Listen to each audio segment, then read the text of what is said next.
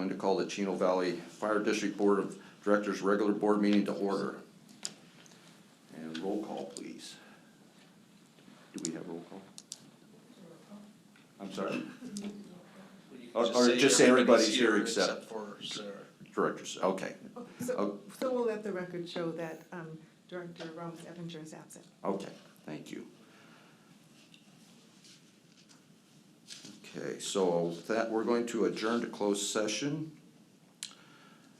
Several items. Conference with labor negotiator, meet with board previously appointed negotiators, Fire Chief Tim Shackelford, Finance Director Steve Heidi, Human Resource Director Christy Kuchwara, and Francis Roger, LCW, regarding negotiations between the Teamsters Local 1932 non-safety unit employees and the Chino Valley Fire District per Government Code Section 54957.6, and conference with legal counsel, existing litigation, paragraph 1 of subdivision D of section 54956.9, name of case, City of Chino versus CDCR, San Bernardino Superior Court, case number CIVDS 1917019, and conference with real property negotiator pursuant to Government Code Section 54956.8. The Board of Directors will meet with its designated negotiator, Fire Chief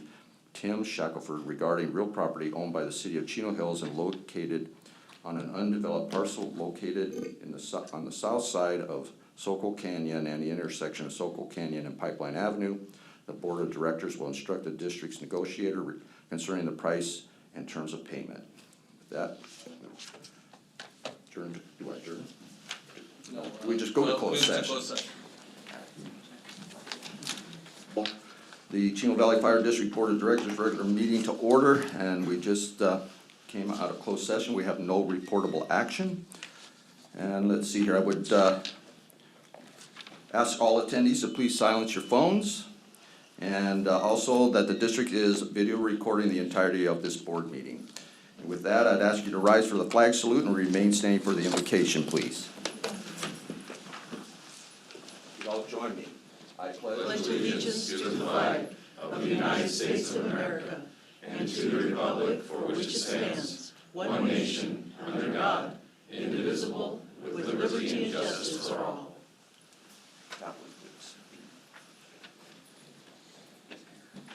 Would you please bow your heads and pray together? Holy Father in heaven, we are grateful to be able to come before you and present ourselves as we are. And sometimes we are feeling good, and other times we're feeling out of sorts, just the nature of things. But you're aware of that, and you've given us your strength, and you promised that we would come to you with the things we need, you would provide them.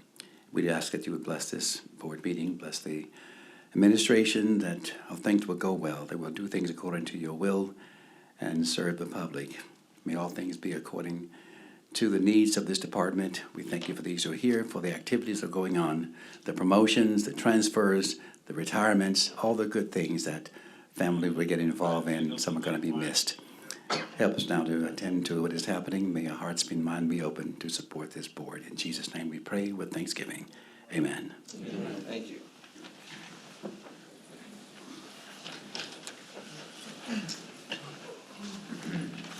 All right. So, do we have any changes to the agenda? We have no changes. First item, presentations and announcements. Recognition of outgoing board president, John DeMonico. Please come forward.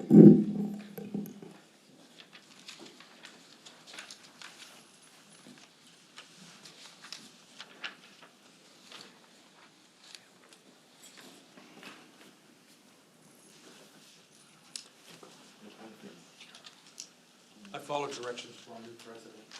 Happy for him.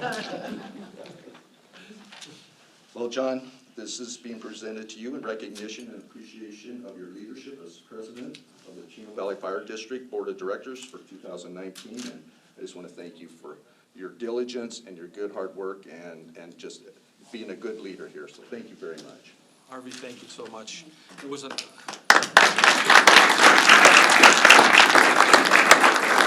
they used Al Pacino for me. Wow. But I just want to say it was my pleasure. It was my third term as president. Being president may look like it's fairly simple and you just sit in the middle up here, but there's a whole lot that goes along with that. And it's very, very challenging and very, very time consuming. And Harvey, you've got a year. I'm glad you're president. I'm glad I'm back as being a director, but it's also an honor to do that.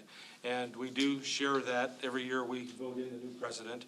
And it's a challenge in a lot of respects just to be in that position. But thank you. It was an honor being president again, and I just can't, it's heartfelt. Chief, you and staff and everybody, these guys make it easy. When things happen, they come with solutions. So thank you all for everything you do. I appreciate the support throughout the year, and maybe we'll do it again sometime. Thank you. Thank you, Harvey.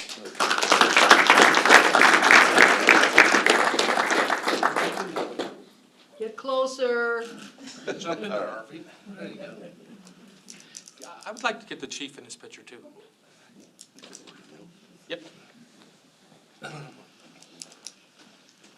Because it truly is a total team effort with everybody, everybody.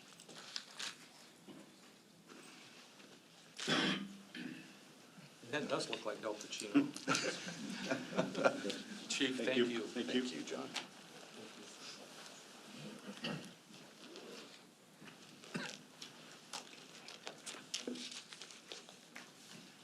New employee presentations. Adam Jackson, auxiliary worker, please come forward.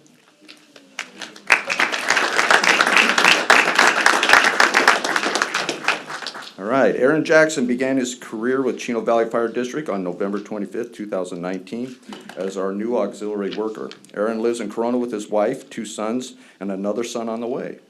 Aaron was recently employed in the construction industry. In his free time, Aaron enjoys working out, football, and family gatherings where he attempts to cook the meals. Let's welcome Aaron to the Chino Valley Fire District.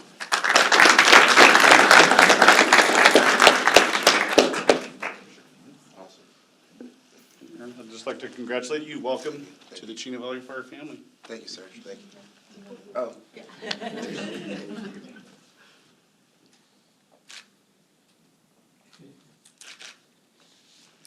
Thank you, guys.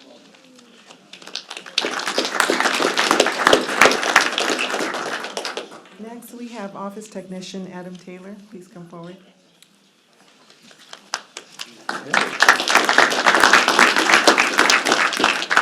Adam Taylor graduated from West Covina High School and attended the University of Redlands, where he received a Bachelor of Science degree in Business Administration with a minor in psychology.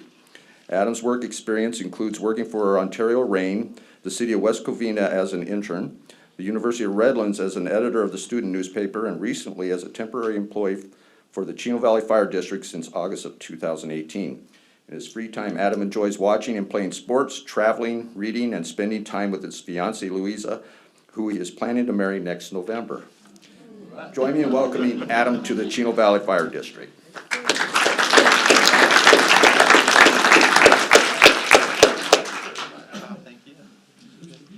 Congratulations. Thank you. Welcome to Chino Valley Fire. Thank you. Happy to be here. Happy to have you. Still. Happy to have you still.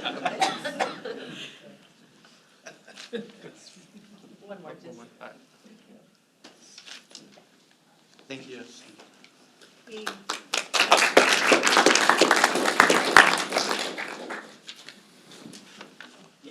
Deputy Chief Nathan Cook, please come forward.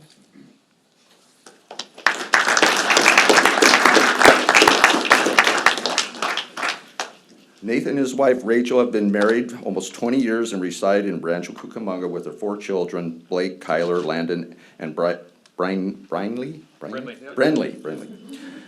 Nathan grew up in Rialto and graduated from Eisenhower High School. He attended Crafton Hills College for his fire science and paramedic certification and received his master's degree in public administration from Columbia Southern University. Nathan began his fire service career as an explorer in 1992 with Rialto Fire Department.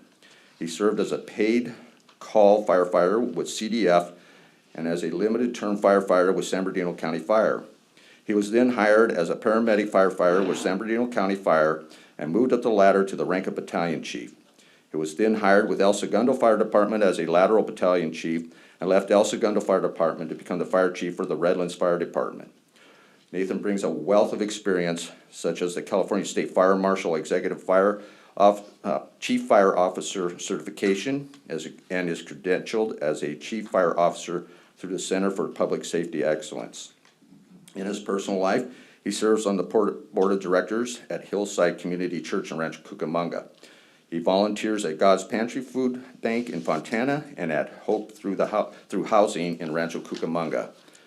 In his free time, he enjoys outdoor activities such as surfing, snowboarding, camping, wakeboarding, and spending time with his family. Nathan, welcome to the Chino Valley Fire District.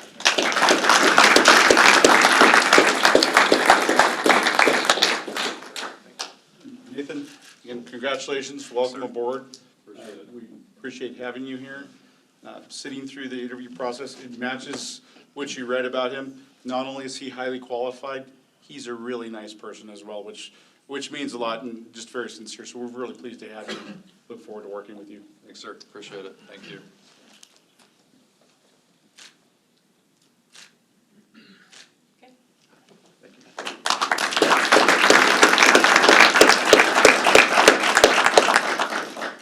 Next, we have an employee recognition. Battalion Chief Greg Gable, please come forward.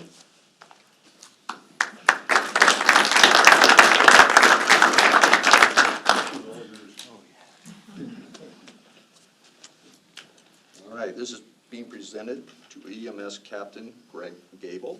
Thank you for your dedication and leadership 2017 to 2019. Thank you.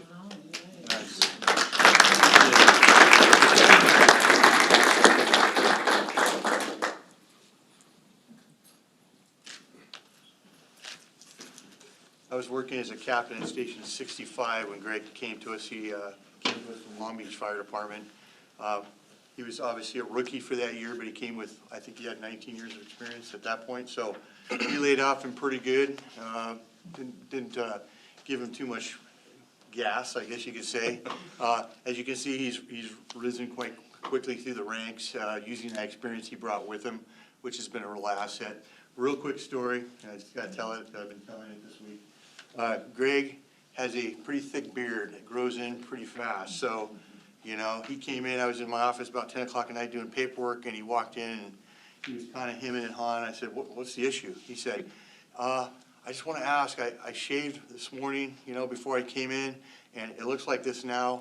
And do you think I should be shaving twice a day to stay in regulations? And I said, well, when you wake up in the morning, are you going to look like Abe Lincoln? And he goes, no. I go, I think we're good. So congratulations. Appreciate your efforts.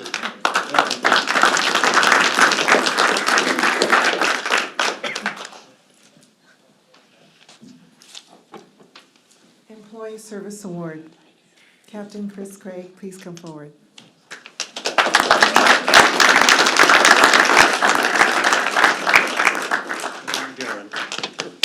Chris Craig was hired as a firefighter paramedic by the Chino Valley Fire District in November 1989. Chris and his wife Misty reside in Chino with their two children, Cody and Reagan. Chris grew up in Long Beach, California, and attended the police academy at Long Beach City College. He attended the fire academy at Mount San Antonio College and completed his paramedic studies at Crafton Hills College.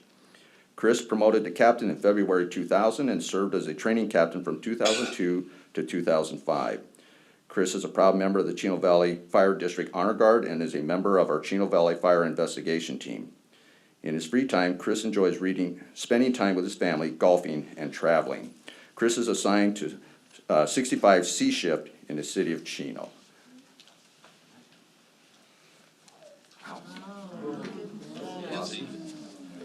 Very cool. Thanks. Many years of service. Wow, that's crazy. Very cool. Do a picture of that first, and then I'll do.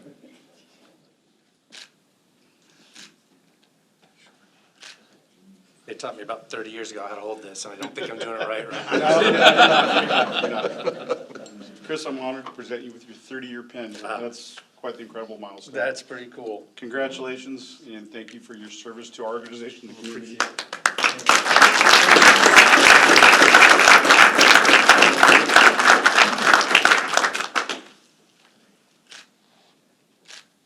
Awesome. Thank you. Thank you. Congratulations.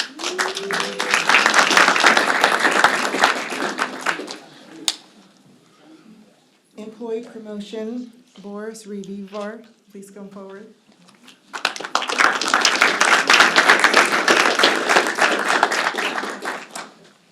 The Board of Directors recognizes Boris Rui Vivar, Office Technician.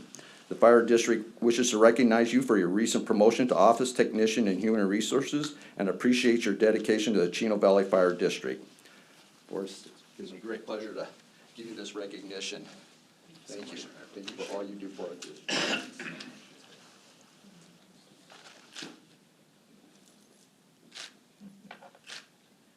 Congratulations on your promotion. Thank you, sir. Really Appreciate what you do, and you have a very bright future. Really appreciate your positive attitude. You're always smiling and looking for the, congratulations. Really appreciate it, Chief. Thank you so much. Thank you. See you later.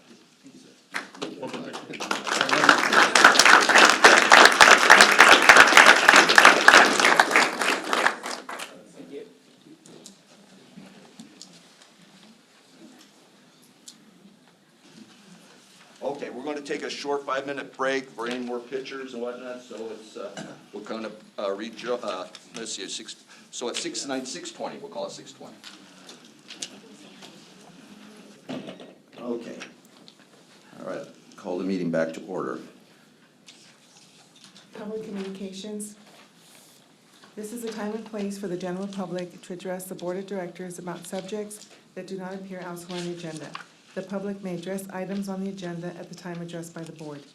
Due to board policy and Brown Act requirements, action may not be taken on any issue not on the agenda.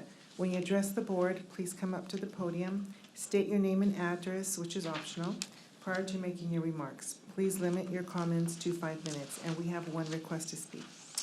Yes, I have one request to speak from Sylvia Nash.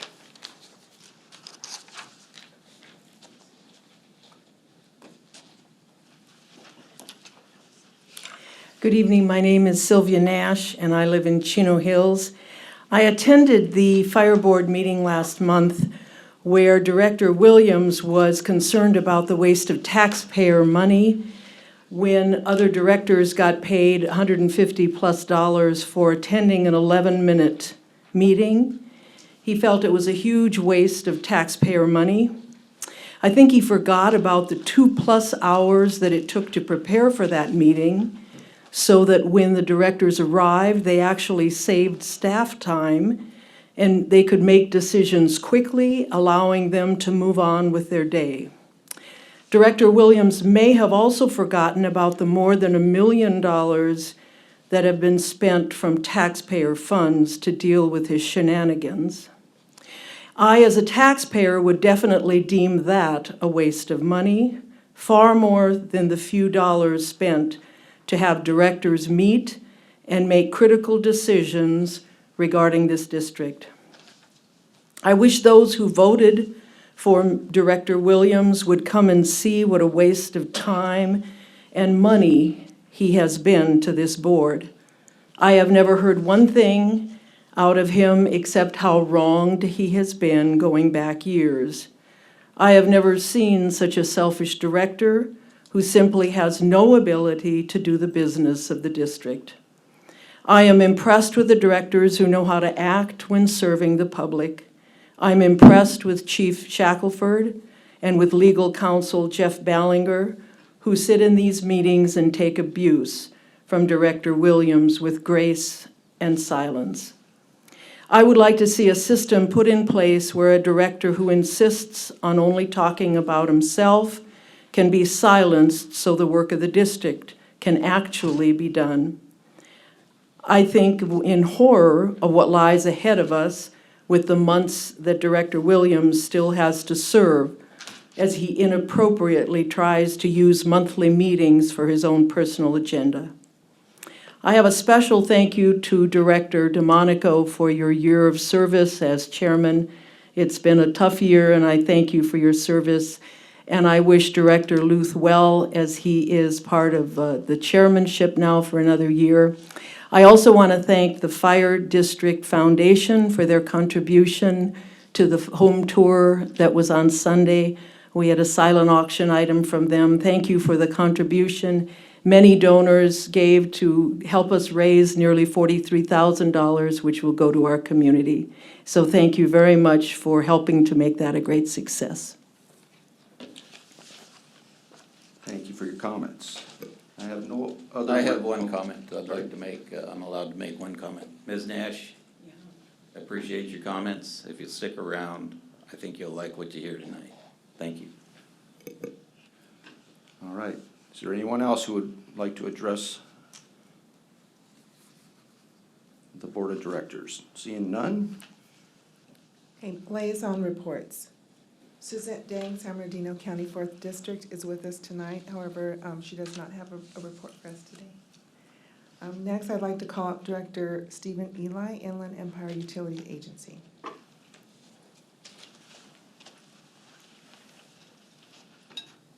Thank you. First off, piggybacking on Ms. Nash, I purchased the fire dinner, so I'm very excited about that. This will be my second one in 2 years, so I'm very excited about that. Seriously, though, thank you. Mr. President, I wish you luck in the coming year, and health and patience. Leadership isn't easy, and it's not for the faint of heart, but you have shown it time and time again, and I appreciate it. I also appreciated you coming out to our meetings as a liaison this past year. It's a new arrangement. I'd like to be able to be here a little more often than I am, but I do appreciate the couple times you were able to make it, and I wish you luck. I wish the board luck. There's really nothing new to report other than relationships seem to be going great. The open line of communication that I have and that our staff feels with your staff and your department. They've had several discussions in the last few months about training. We have some unique facilities that are at Inland Empire, especially, and 3 or 4 facilities in the city of Chino, so within your district, and they have great ways of working together and training. So our staffs work really well together, and I'd like that to continue, and I think it will under your leadership. So thank you. All right, thank you. Chairman Charlie Blank, Fire Safe Council.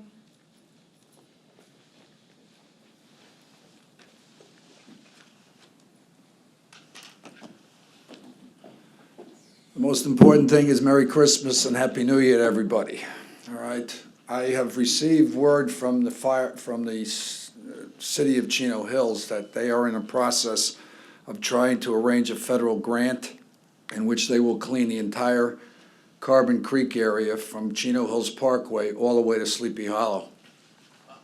So let's keep our fingers crossed. I received something from the Public Works Administrator that he's going to keep me in touch, but we've been lobbying for that for a while, and it looks like it may come into play. And if anybody drives Carbon Canyon Road, all you need to do is look at it, all the dead trees and the palm trees and everything else. They did do something, the city, down by Sleepy Hollow, but I think it's time they clean the rest of the creek rather than just leave it there and let it burn sometime when it's very inconvenient for everybody. Thank you. Thank you, Charlie. Charlie, did they give you any idea how much they're gonna get or anything? No, but I'm pretty sure it's gonna be substantial because you're talking about, although it's not that long a distance, from Chino Hills Parkway to Feldspar is a mile, and on the other side of the HOA that I live in is a couple of miles. So it's gonna take quite a bit of money, but they're pretty determined. You know, the fact that Councilman Marquez and Councilman Rogers live there probably is a good sign. Okay, next item, consent calendar. All right. Would any board members like to pull an item from the consent calendar? Director Williams, anything? No, I don't. Thank you. All right. Director Krieger. Number 7. Number 7. All right. And Director DeMonico. Nothing. Nothing. All right. I'd like to pull number 3, please. All right. Do I have a motion for the remaining items? Motion to approve. Second. All right. favor? Aye. Aye. Carries unanimously. All right. We'll go with number 7 first. Number 7, it's a surplus of a 1990 Pierce fire engine, and this is more for public knowledge, because it is on consent, that this is a very old fire engine of ours, and they're really not worth anything in the open market to anybody, anywhere. And with our cooperation with San Antonio Fire Academy, we are making a donation of that engine to the Fire Academy so they can do training on it. Is that correct? That's correct, and I'll defer to Deputy Chief Atkins so he can give a little more information on the process and the actual value of that. That is correct. That fire engine is the last original fire engine that was here when the district was first established. So it's 1990, has about 140,000 miles on it. It's definitely served its life, but it still has a second life, and that is to assist the Fire Academy. They're very excited to get it.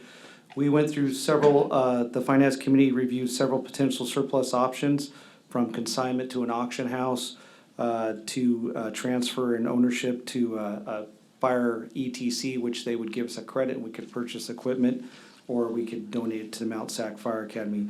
The value of that engine's ranged typically from about $2,000 to $2,500, and we would also lose a commission that would be taken from that dollar amount for whoever would sell the fire engine. So it is our recommendation, staffs, that the board of directors approve the surplus of that engine and then donate it to the Fire Academy. Yeah, I think it's awesome. So with that, I move the item.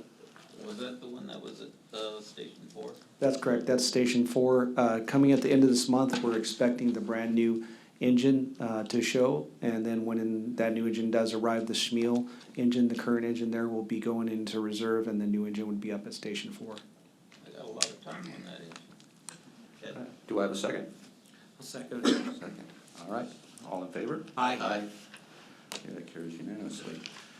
Number 3, again, when you're looking at our financials, they don't look very strong. They look a little concerning at this point. I just felt it was important if our director of finance could give us a little bit of a perspective on what the situation really is, that is not as bad or dire as it seems to appear when you're just looking at the hard numbers. So. President Luth, members of the board, good evening. As indicated in the attached staff report for the monthly financial report for November, our district revenues are largely cyclical. We are primarily property tax based in terms of our revenue stream. And for those of you that December 10th perhaps might have been a milestone date, that is the legal date upon which the first installment of property taxes are due without penalty. And so the way that the system works is that when taxpayers submit their funds through the county system, the county then processes those, and that thereafter, shortly thereafter actually, we receive our disbursements of revenue from the county. So December and April tend to be our most substantial revenue months because of payments coming in near or at the legal due date of the 10th of December and the 10th of April. So with that, we would expect to see a large revenue influx when we close out the month of December, and that will write the budget for the first 6 months of the fiscal year, and then when April rolls around, a similar change in the financial position for the second half of the fiscal year. All right, thank you. All right, is there any other questions on that? No? All right, then I would move item 3. Second. Second. All right, all in favor? Aye. Aye. Carries unanimously. Old business, none. New business. Item number 9, fiscal year 2018-19 audit reports. Purpose is to present the fiscal year 2018-19 comprehensive annual financial report and related disclosure letters to the board for review and approval. Report by Finance Director Steve Heide. President Luth, members of the board, good evening once again. Pleased to present this evening the results of the financial audit for the fiscal year ended June 30, 2019. That has recently been completed. In conjunction with the annual audit, the district issues a CAFR, or a Comprehensive Annual Financial Report. And the CAFR is a document, as the title suggests, which is comprehensive in nature, really provides a level of public transparency and disclosure to our residents and other stakeholders. It also provides financial information for credit rating agencies when applicable, and provides a wealth of information to other interested users of the district's financial statements. It also qualifies the district to participate in financial reporting awards programs, and I'm pleased to report that we would anticipate submitting this CAFR you have in front of you this evening to the Government Finance Officers Association, or GFOA, for consideration of national award recognition, as has been the case for the last year, and then prior to that, we were participating in the state awards program through CSMFO. So just a quick overview of the layout of the CAFR, which is attached to the staff report. It includes 3 basic sections: an introductory section, which includes the transmittal letter and basic organizational information with regard to the district. There is also a financial section, which we'll spend, I think, the majority of this evening's report discussing. That includes the auditor's report, management's discussion and analysis, and our government-wide and fund-level financial statements, as well as notes to the financial statements and related supplemental information. And then finally, the third section is a statistical section, which includes detailed financial trend information intended to provide additional context associated with the district's overall financial health. Our auditors, Eide Bailey, have issued an unqualified opinion on our financial statements, which is commonly referred to as a clean opinion. And with that, I will read the recommendation and then introduce our auditor to provide a report. It's recommended that the board review, discuss, and approve the fiscal 2018-19 district comprehensive annual financial report and related disclosure letters as presented. This evening, it's my pleasure to introduce audit partner with Eide Bailey, Phil White, to present an overview of the audit and provide some specific references, I know, associated with the financial section of the CAFR, and also to talk about the related disclosure letters which are included in the packet. So with that, please turn it over to Phil White. Phil? Thanks for having me here tonight. My name is Phil White. I'm with Eide Bailey, the external auditors for the district. As Mr. Heidi mentioned, there are 4 deliverables in your packet this evening. The first one that begins on page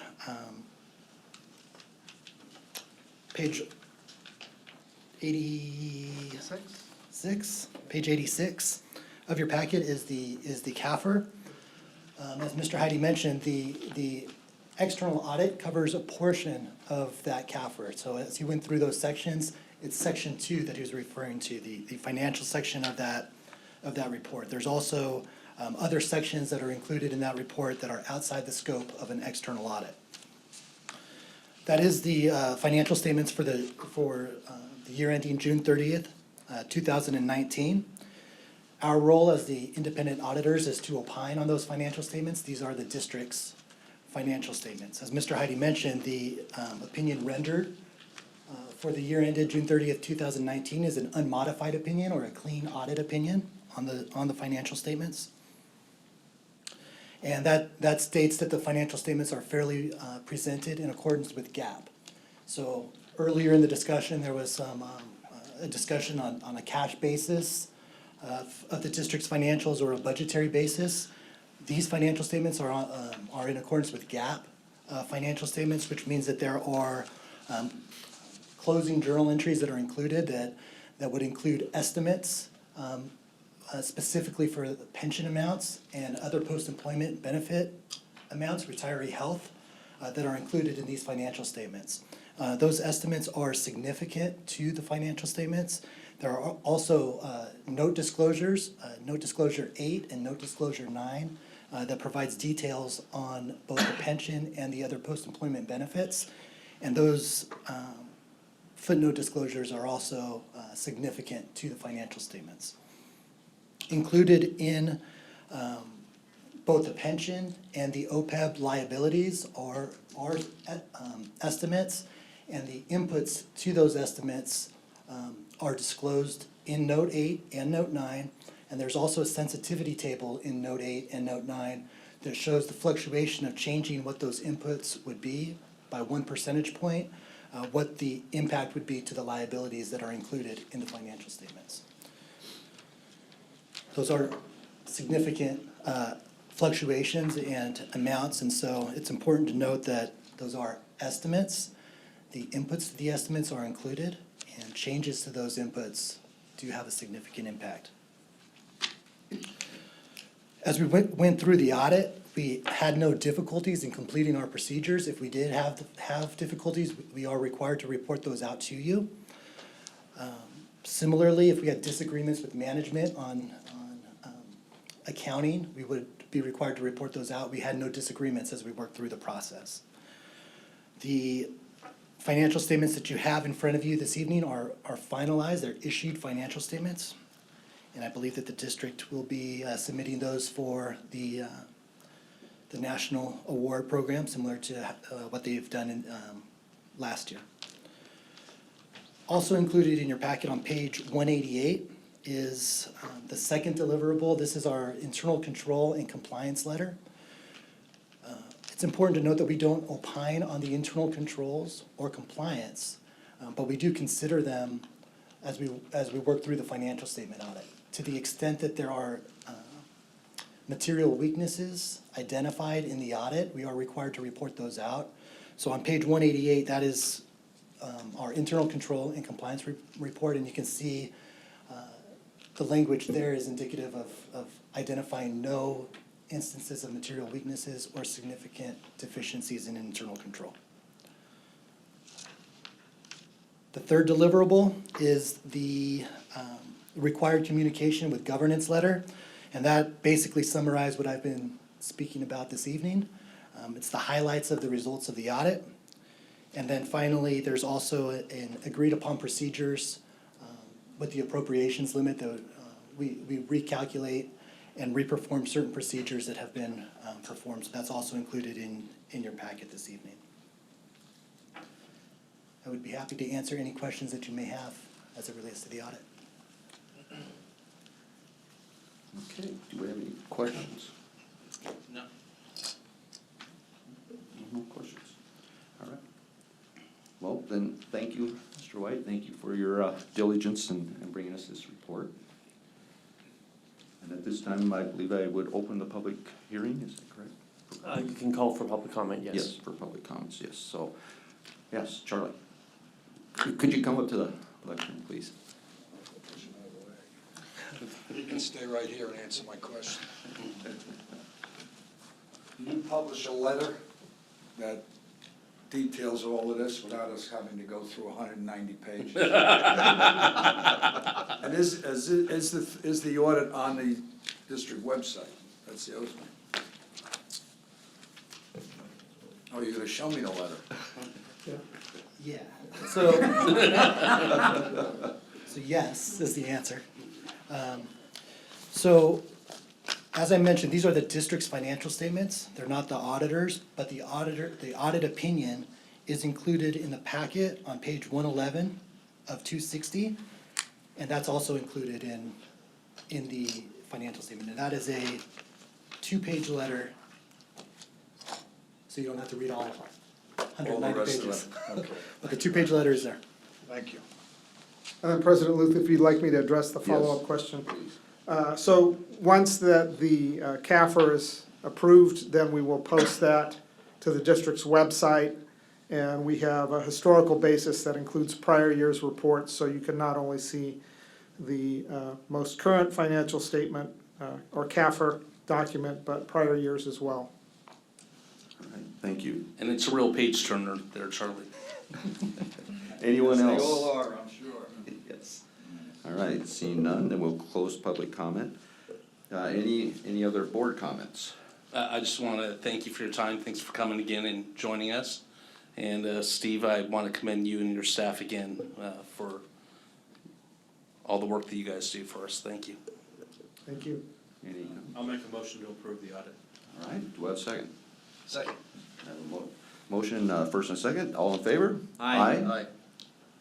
Moved unanimously, and again, thank you, Steve, you and your staff, and Mr. White, thank you for all your diligence on keeping our financial records straight. Thank you. Item number 10, 2020 Community Liaison and Standing Committee Member Assignments. Purpose is to appoint community liaisons for the county, Board of Supervisors, City of Chino Hills, Fire Safe Council, Chino Valley School District, County Airport Commission, IEUA, CIM Citizens Advisory Council, and CIW Citizens Advisory Council, and appoint the standing committee members for the 2020 Fire District's Finance, Planning, and Human Resources Committees, and a Fire Board Representative. Report by President Luth. All right, thank you. At this point, I would open it up to any public comment. Anyone wishes to address this item? Seeing none. All right, then I've got this prepared as a handout, if you will, which I previously circulated to the board. So I'll just hand that out. So, and I have a copy, if you could hand that down to our clerk, please.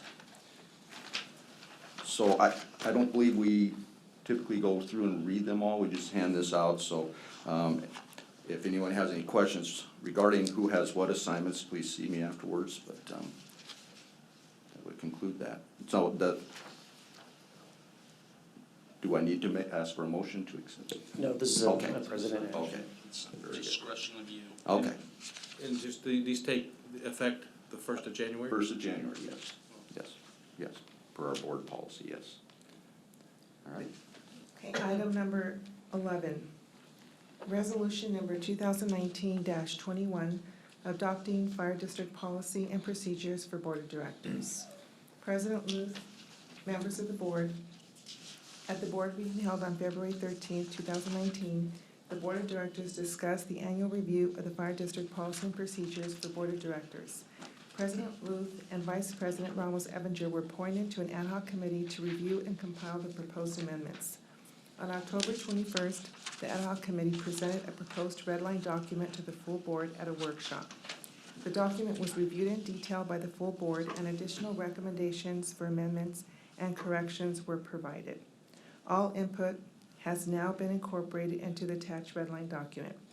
The sections highlighted in yellow are recommended changes suggested at the October 21st workshop.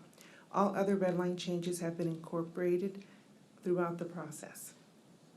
District Legal Counsel has reviewed the policy and procedures and verified that all statutory references in the document are accurate and current. It is recommended that the Board of Directors review, approve, and adopt Resolution Number 2019-21, rescinding Resolution Number 2018-06, and adopt the policy and procedures for Board of Directors as presented with revisions. All right, so first I would open it up to public comment. Does anyone wish to address the board on this? Seeing none, move to any board comments. Any members have any comments? I have one as well. Okay, Director DeMonico. Okay, there are two sections in here, 1020.10 and 1020.11. My first recommendation would be to just strike those and not even have those in the board policy, or they can be rewritten. But as they stand, I don't think that they are really good policies for us. My original recommendation would be to just strike them from the policy. And if you like, I'll read them. The two sections? Two sections. Okay. Section 1020.10, board members' access to fire district facilities is generally the same as the public's access, with the exception of the board office, which will be in compliance with the policies and procedures of the board of directors. Any ride-alongs or visits to a fire district facility not outlined in this policy requires prior fire chief or board approval. Section 1020.11, board members shall respect the fire district chain of command and seek fire chief approval prior to any meeting with fire district personnel. I believe a lot of that is covered in other sections in detail, and I just think it's something that we don't need in our policies stated the way they are. I was gonna pull the same section, specifically 1020.11, that board members need to get the fire chief's approval prior to any meeting with fire district personnel. I had a meeting with the union, safety union yesterday morning. I believe that's my purview. I don't need the chief's, no disrespect to him, I don't need the chief's permission to meet with them, so. Can I just make one comment on it? I think that puts the chief in an awkward position as well. Well, and That's it's, part of my reasoning for it too. Yeah, That's it's- a position we should not put our fire chief in. so I think I understand the intent behind 1020.10, and I believe it's outlined in other places as well, so I concur with Director DeMonico that I think both those sections could be stricken. Okay. Any other comments? No, seeing none. No, I'll second it. Did we have a motion already? I'm sorry. Well, I'll make the motion to approve the board policy striking those two sections, 1020.10 and 1020.11. Okay. I'll second. And you're seconding it. I tend to agree that some of this is covered in other places and it seems to put an undue burden on the chief as well. I'm concerned about that. If there's issues that come up that this was attempting to address, we certainly have the prerogative to come back and address those later, so. All right, so I have a motion to approve striking 1020.10 and 1020.11. All in favor? Aye. Aye. Oh, okay, so it passes unanimously. Thank you. And then 4-0 with one. I have another Oh, I'm comment. sorry, one abstention. Oh, wait, wait. you have. Not on that, but it's on the policy. The one thing I didn't see in the policy is that, if anything is proven to be either unlawful or, against the Brown Act or something, that we have to strike it. I don't see that in here, and I didn't see it. It pretty much goes without saying, but, I think there are some things that, could be, challenged in regards to things in the board, but at this time, I'm not gonna get into them. I just wanted to have it where anything that's shown to be unlawful or whatever, that we just strike it. And I believe, Jeff, that if there was a section that didn't hold up to legal muster, then obviously we would have to address that. Yeah, we'd certainly bring it back. Yes, all right. All right. Thank you. Item number 12, Type 1 engine replacement purchase. Purpose is for the board of directors to review and approve the proposed encumbrance of funds associated with the purchase of replacement Type 1 engines to be funded from the 2020-21 budget. Report by Fire Chief Tim Shackelford. President Luth, members of the board, good evening. I'm just going to briefly introduce this item and transition it to Deputy Chief Atkinson. But on November 20th, the Finance Committee met, a presentation was provided to them regarding the overall state of the fleet, with a recommendation to move forward with the purchase of 2 Type 1 engines. And at the direction of the Finance Committee, staff was directed to bring back a couple options. I'll let Deputy Chief Atkinson provide a little more detail, but I wanted to provide a little background. We don't usually provide 2 options, and staff generally makes a recommendation, but that was at the request of the committee. I will now turn it over to Chief Atkinson to provide a little more detail. Good evening, President Luth, directors of the board. That evaluation identified that 66% of the reserve engines have exceeded the district's service life standards, and the repair costs associated with maintaining that reserve fleet are double per mile that of the front line fleet. The purchase of the Type 1 engines would allow the district to surplus aging reserve engines, reduce overall maintenance cost, and also move the current frontline engines into reserve status. The Finance Committee recommended that the Board of Directors review 2 possible options for multiple purchases of a Pierce Arrow XT triple combination puck Type 1 engine. Option number 1 would be to purchase 2 pucks Type 1 engines out of the 2021 budget with funds encumbered this fiscal year, and an additional 2 pucks Type 1 engines in the following fiscal year of 21-22. The first impact on the budget would be $1.4 million and some change there. And then the second would be about 1.5 in the second budget year of 21-22. Option 2 would be to purchase 4 puck-type engines out of the upcoming 2021 budget with the funds encumbered this fiscal year. The fiscal impact to the 2021 budget would be $2,943,755.33. Both options have cost savings for purchase of multiple engines at the same time. Some of these include 3% engine savings on the order if we do it before the end of the calendar year. Saving on district staff time, overtime, and the trips, on inspection trips with the multiple trips that they would make with just having 4 versus 2, and a discount on multiple engine purchases. So in summary, when factoring option 2, savings referenced above for ordering 4 engines at one time is a net foregone interest earnings from advanced funds for the additional engine purchase. Option 2 saves us about $70,000 over option 1. The Pierce engines would be tagged to a Los Angeles City bid award, which means that we've met all the district purchasing policies based on the pre-competitive bid pricing. So these engines take about 360 days to build from the time that we order them. So those funds would be encumbered currently if we were to move with either option 1 or 2 right here before the end of the year. However, due to the extended build time, the engines would not be placed in service into 2021 fiscal year, and funds would be budgeted from that whichever fiscal years, either option 1 or option 2. Staff is also recommending that the fire chief be designated authority by the board to execute the purchase agreement and related legal and contractual documents. This evening, I have both our Fleet Facilities Coroner Steve Burns and our chair for the Apparatus Committee, Jeff Brady, and they can assist me with any technical questions that you may have regarding the type of equipment that we're looking at purchasing. So I'll go ahead and read the recommendation. It is recommended that the board of directors approve either option 1 or option 2 to encumber funds associated with the purchase of replacement type 1 engines to be funded from the 2021 budget. And we're ready to answer any questions you may have. Thank you.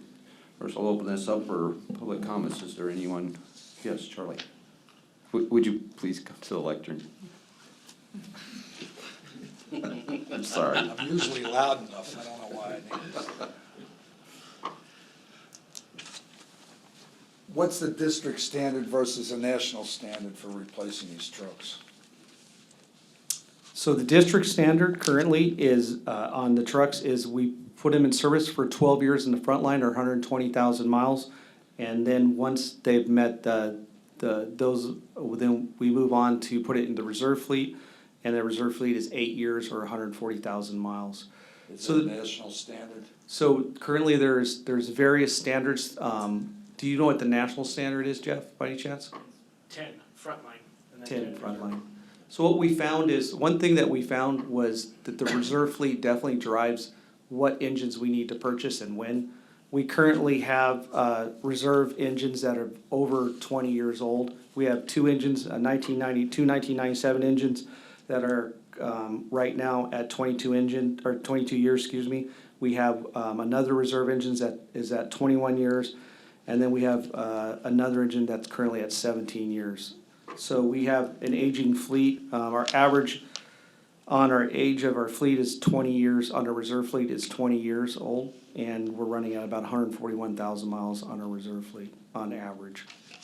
Am I allowed to make a recommendation? You can make any comment. You can Make any give us comments any I comment want. you like. Well, if those reserve trucks are that old, I can tell you, having worked with Exxon with trucks for a long, long time, I would say go with recommendation number 2, because you need to get those 22-year engines out of service. Just for the fires, for no other reason than fire service personnel safety. Those are almost double what normally you would take them out of service, correct?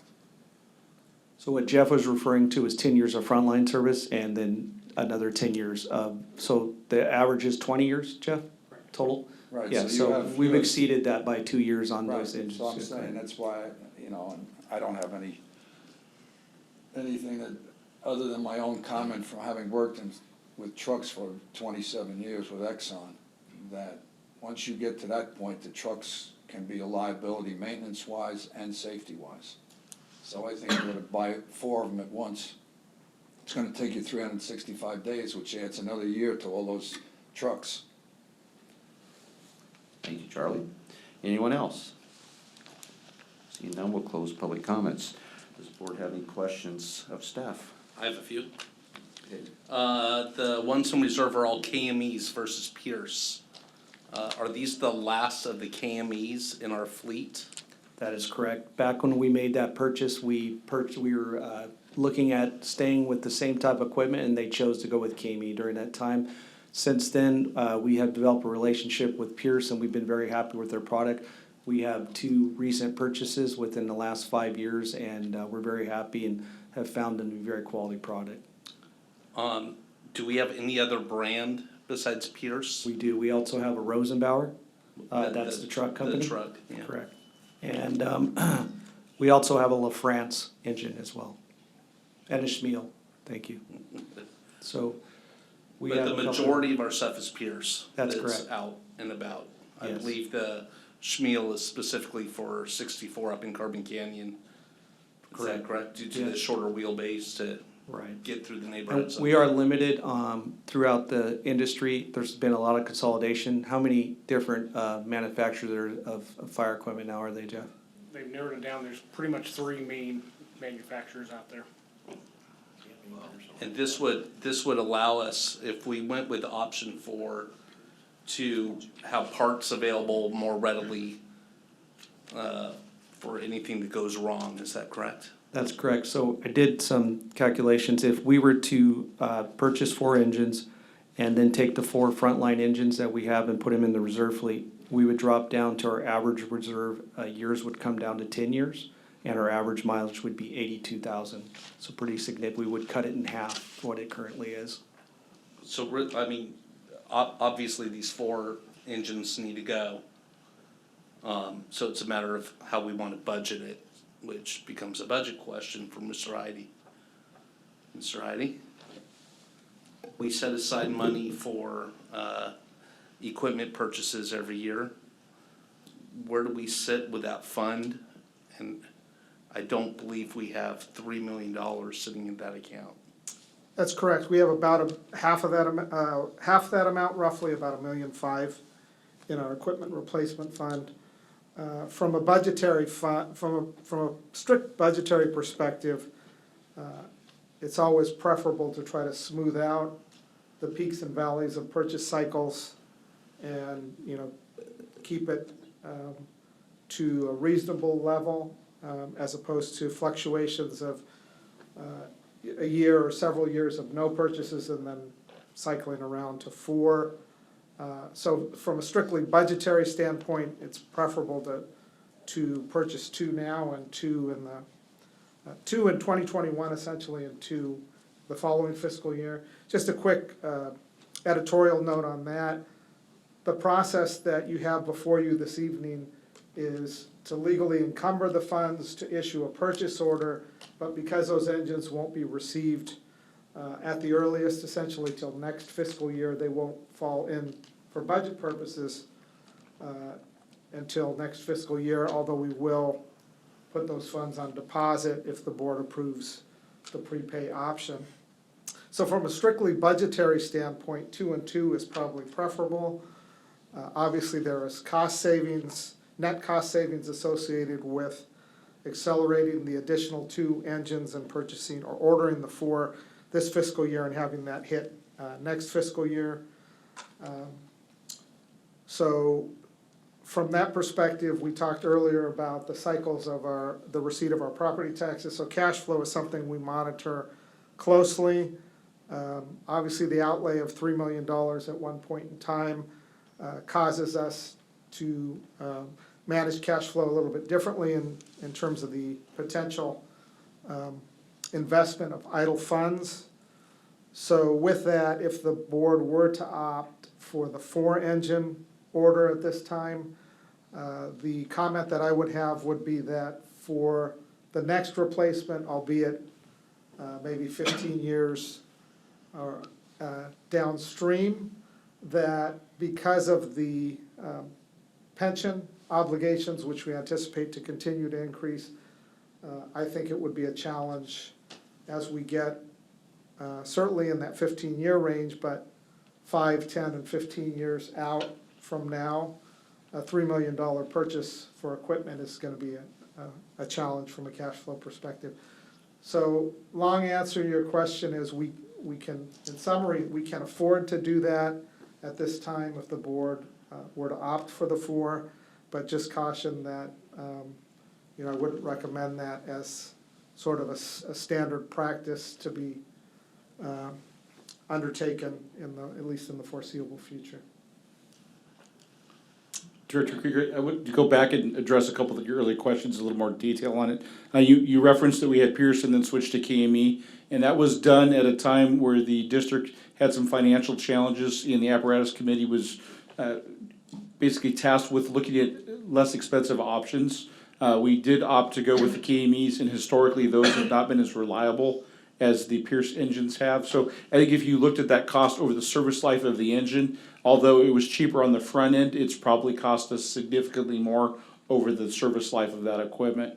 Additionally, to answer your other question about the standardization of parts, you were absolutely correct with that. In addition to that, there's the portion when our personnel are trained or in service on those new pieces of equipment, it's standardized across the board with all 4 units. Typically, there's not dramatic changes on model years, but occasionally there are changes, and all 4 of those units would be standardized. So in terms of any parts that we would need to stock, and then also training our personnel when those units arrive.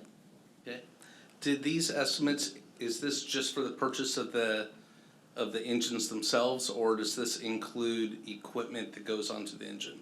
So as far as what we define that in 2 different ways.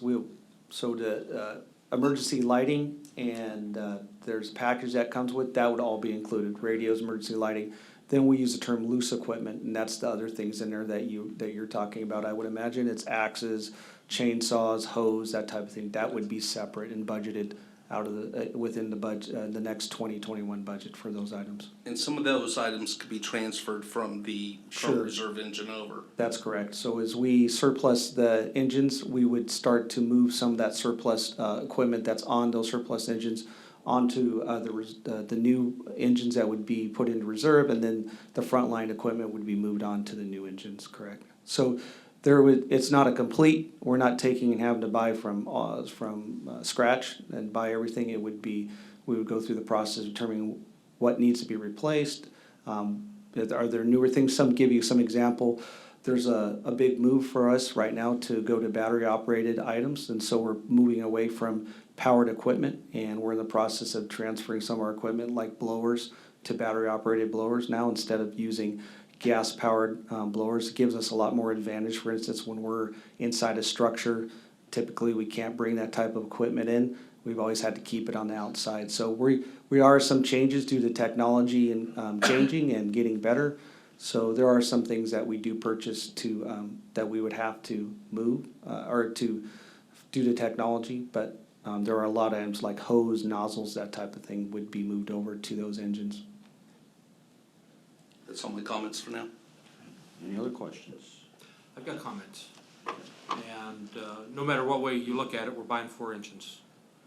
And by buying 4 engines now, the economies of scale, by buying 4 engines, we have pretty significant savings, especially in the overtime section, which is considerable. We're buying 4 engines, so to me, 15 years down the line, we're in the same position we would be in whether we buy 2 now, 2 next year, or whether we buy 4 now. I don't see that changing. I think that it's my belief that and I agree with Charlie, I believe the reserve apparatus that we have has really exceeded its useful life. And I'm going to ask Steve this question. How much is it costing us, or are these things reliable, or are they costing us a fortune just to keep them on the street? The KMEs are costing us a fortune. Just last year, I believe on one of them, we put maybe 800 miles on it. We had to put a new transmission in and new heads on it to the tune of $20,000. That was on 2 of the KMEs. So it's time to replace them. Director Demono, we went through the last 3 years of maintenance records, and through that process, we determined that it was costing about $7.69 per mile for the reserve fleet, where the frontline fleet, we were looking at about $3.57. Also, with the purchase of new engines come a warranty period that we're covered, so there is an advantage to that. And then again, I would like to give you an example. We have on the KMEs that we're talking about, we have a fire control system. It's called Fire Commander. We recently had one break, and our mechanic went to get one. We had one on the shelf.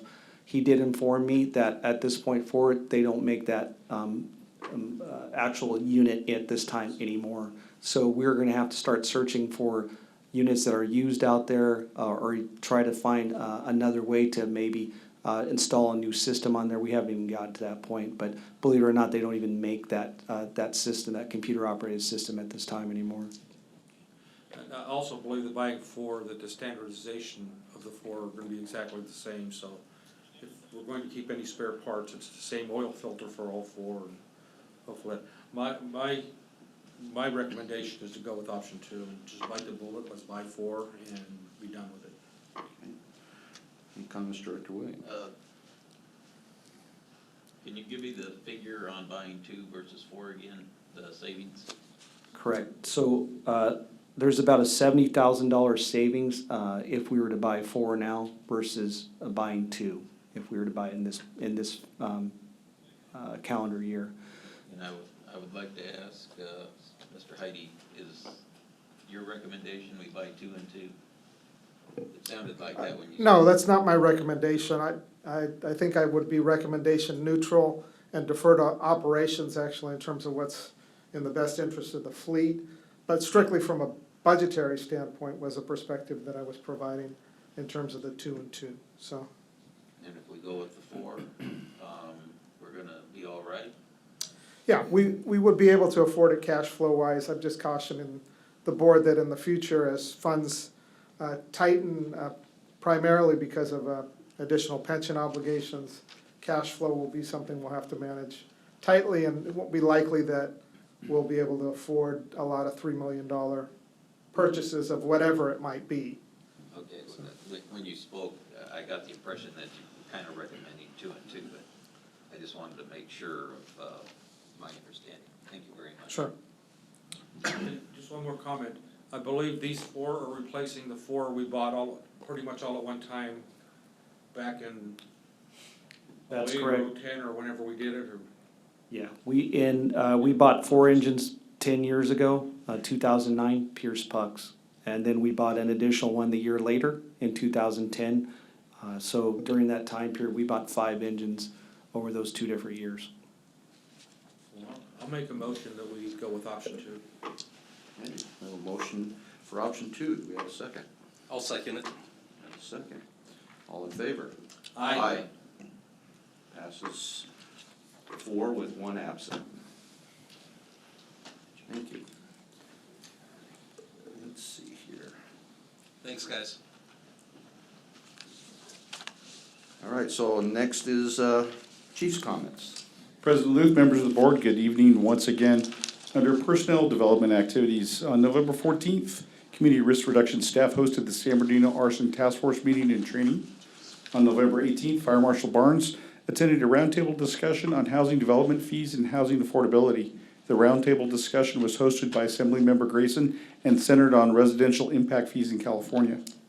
On November 20th, Deputy Chief Atkinson participated as principal for a day at Hidden Trails Elementary School. On November 21st, Fire Marshal Barnes attended a Caltrans 60 freeway swarm emergency responder coordination meeting. Caltrans met their deadline pertaining to the original 14 weekend full closures. The 3 bridge projects are underway, and Caltrans thus far has been on track.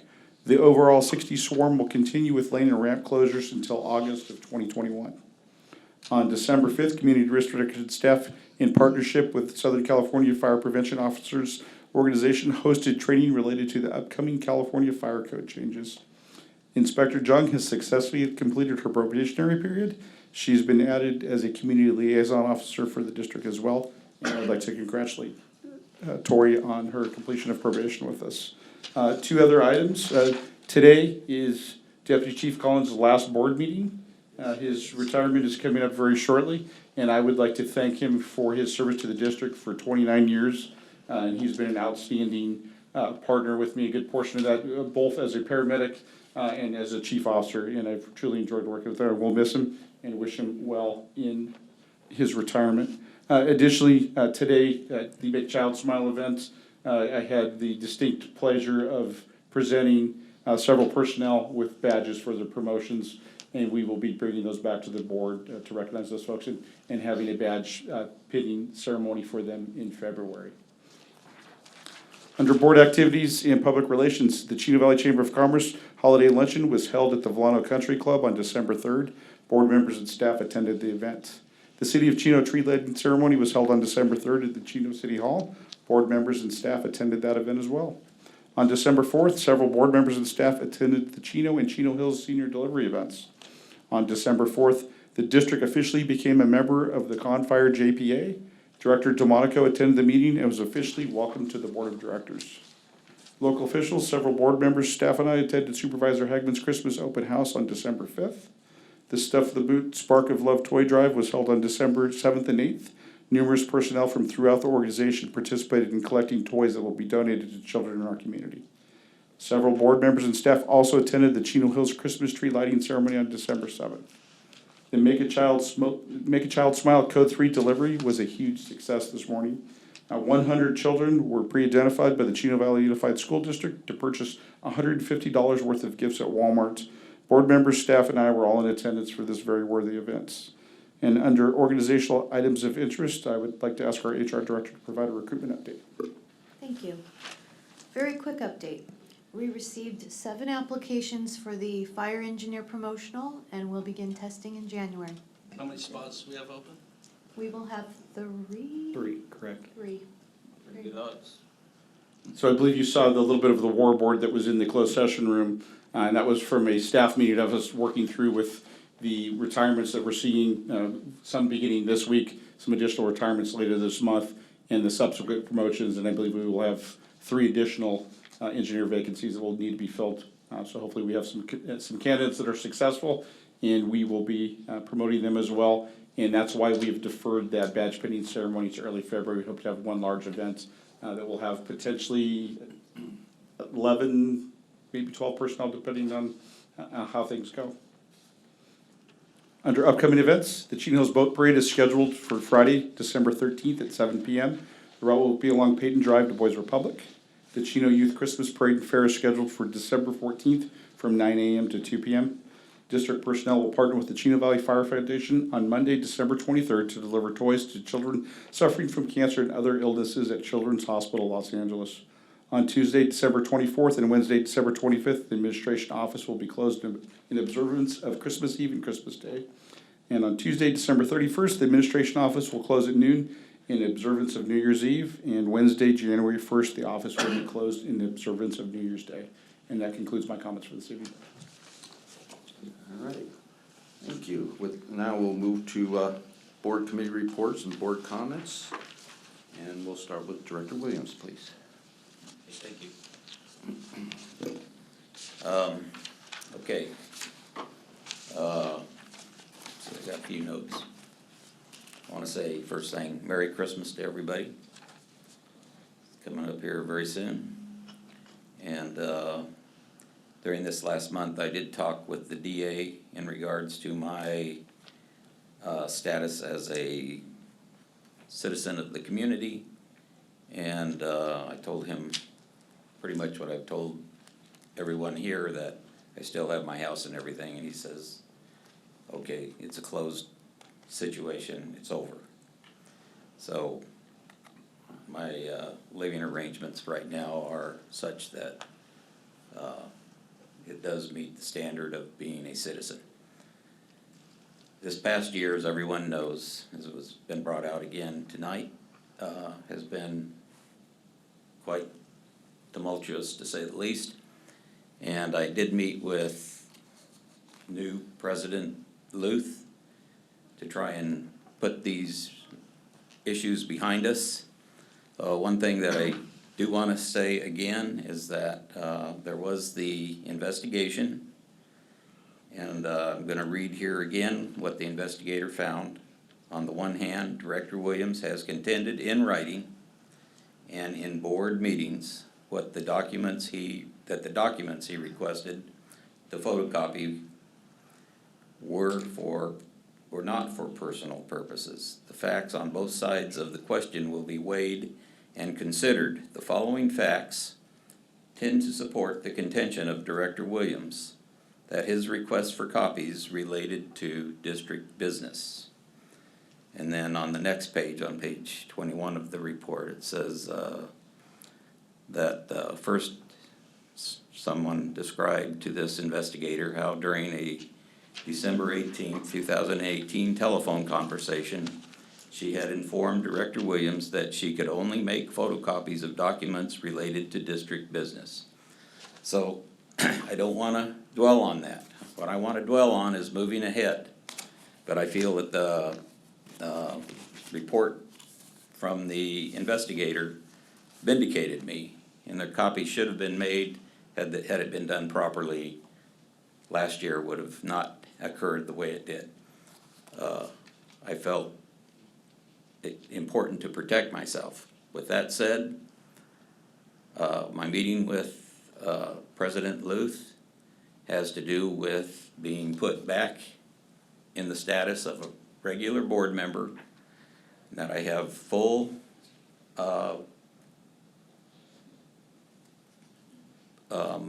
rights as a board member, and I have the same rights as every other board member.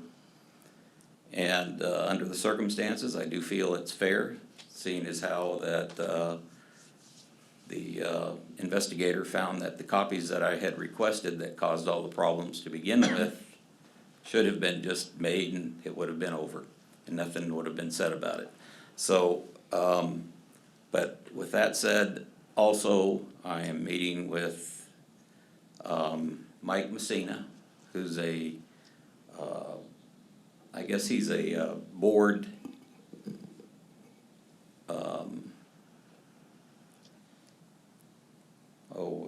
consultant.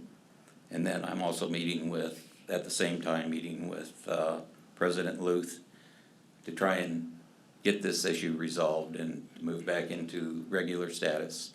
And I think everybody should be glad about that. And I would be glad about that. I am sorry about the way things went, but I do feel that I needed to go the way I did to protect myself in regards to people coming after me for something that wasn't right. And I don't want to dwell on that. I want to move ahead, and I want everything to be pretty much as people expect. And I think that if we have a good meeting with the board president and Mike Messina, I'm sure that that can be the case. I just don't want to have this type of thing that happened this past year anymore. I didn't like it. Obviously, a lot of people didn't like it. And so let's move ahead. Let's look forward to the new year. And everything should move ahead fine.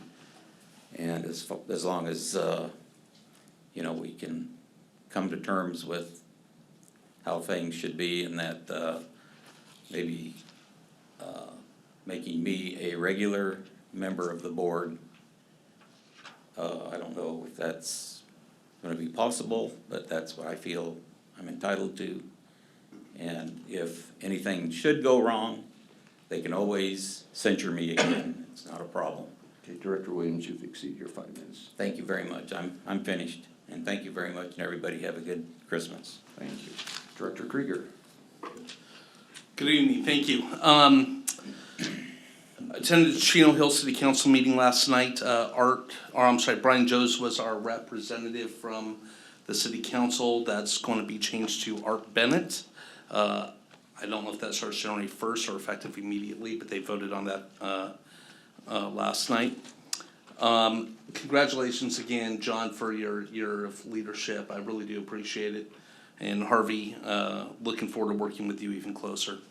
Congratulations to all the new hires, even Adam, who I thought was already an employee for the past year. and to all of our service award winners.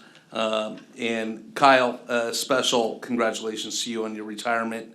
You're a great guy. I've really enjoyed working with you very much. And with Nathan, welcome aboard, and I look forward to getting to know you better and working with you. I attended the Hagman Open House School District meeting. The big news for that is they're doing their reorg tomorrow night. It's sure to be interesting. The Chino tree lighting, the Chino Hills home tour, attended that. That's always fun. The Chino Hills tree lighting. And I missed the Make a Child Smile event this morning due to work commitments, but I'm truly appreciative for everything that organization does for our community. I think it's just absolutely fantastic. With that, I wish you all Merry Christmas, safe holidays, and that's it. Thank you. Thank you. Director DeMonico. Yes, thank you. First, I'd like to welcome our new employees. Nathan, Chief, we'll have you up here, I guess, on the dais next meeting, and we'll pick on you. Congratulations to Captain Craig for his 30 years. That's a lot. And Chief Gable was a captain when he was in EMS and promoted out of there. Congratulations to Greg as well. Did attend a few meetings this past month, a finance committee meeting. Those items are on the agenda tonight. And did attend a Chino Council, to the Chino tree lighting. And the Make a Child Smile program, attended that today. And I believe this is our 18th year of doing that. And it gets bigger and better every year. I believe over 100 children today, or right at 100, were provided gift cards and shopping at Walmart. And quite a turnout from other organizations as well. So it's not just Chino Valley Fire, but we had Chino Police, Chino Hills Police. I saw somebody with SWAT patches on, and parole officers, and just a whole lot of public safety personnel coming out now, and that just keeps growing and growing. And Walmart, what a tremendous partner for them to do that. Did attend a Confire JPA meeting. Was a good meeting, was really interesting, starting to learn a lot about Confire and what they're able to offer us, and what we can do with Confire, and I'm excited to be there. They talked about things like new Gen 911, and that's the new generation of 911 coming in, and it's going to be a tremendous change of where we are today with where 911 is going. And you can actually text 911 now to Confire, and they can get it. So we'll be coming back with a lot of information on that. I'm going to be meeting with the chief to talk about posting at a different area in Sandra, where we're going to post the Confire agendas. Because being part of the JPA, I want to make those available to the public, to our board, and so that there's transparency there, so you can see that what we're going in there and what the agendas are at the same time that the board gets them. Do want to wish everybody a very, very Merry Christmas and Happy New Year. I can't believe this year's gone. Just going to reiterate this last year, it's been a pleasure serving the district and the board as the president. It was an honor, and thank you so much. But again, enjoy your holidays. Be safe, and we'll see you next year. All right, thank you. So, yeah, I also want to congratulate all the promotions and welcome all our new hires. Thank you to everyone. On the 25th, we had an ad hoc policy committee meeting. On the 22nd, Chino Hills Council meeting, and there was a changing of the guard there with Mayor Cynthia Moran, that concluding her term, and Mayor Art Bennett is stepped in and had his first meeting, and Brian Joes is vice mayor. Let's see, on the 20th, I attended an IEUA meeting, and a lot of presentations on different subjects, including the Upper Santa Ana River Habitat Conservation Plan. That was very riveting.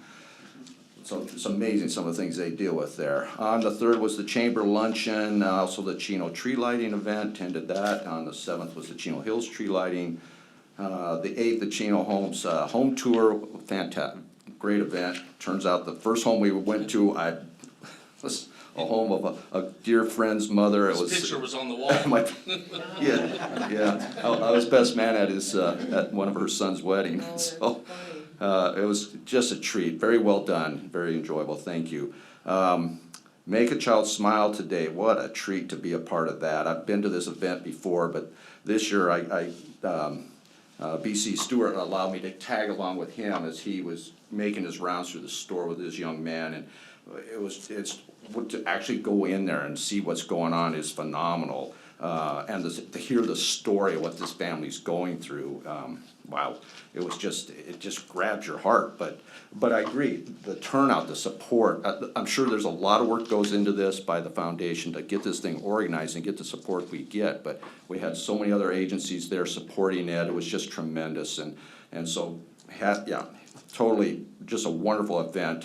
Thank you to everyone who has anything to do with putting that on, it's just awesome. Got great support from, Charlie was there this morning, we had council people, Councilman Lucio was there in attendance as well. Just wonderful to see the support for this whole effort. And then I didn't realize the whole process at the end, how those toys get delivered to the school, and to see the thought and effort that goes into this is quite impressive. John, thank you for your year of leadership here. Helped me to prepare, even though I slipped up a little bit tonight. I'll get better, but thank you. You did great. Thank you. Kyle, it's been a pleasure. Sorry to see you going, but I'm excited for your retirement, and I know you are too. So much success, much happiness. Enjoy your retirement. And I also want to wish everybody a Merry Christmas. Be safe, be careful out there, and a Happy New Year. And with that, I will adjourn this meeting to a regular meeting of the Board of Directors of the Chino Valley Independent Fire District to be held on Wednesday, January 8th, 2020 at 6 p.m. at these district headquarters. With that, we are adjourned.